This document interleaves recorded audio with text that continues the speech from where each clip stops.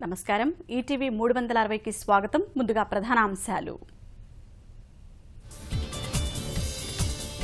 రెండో రోజు కలెక్టర్లతో ముఖ్యమంత్రి సమావేశం పాలనలో వినూత్నత పాటించాలని సూచనలు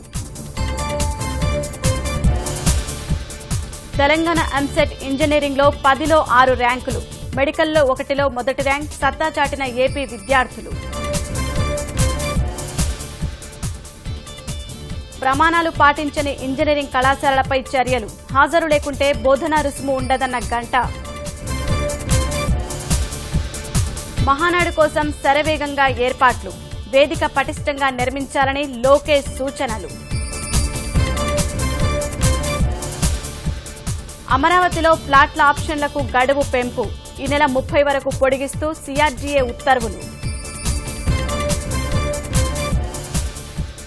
2 ఏళ్ల పాలనా విజయోత్సవాలకు సిద్దమైన ఎన్డీఏ నేడు యూపీలో సభతో ప్రారంభించనున్న ప్రధాని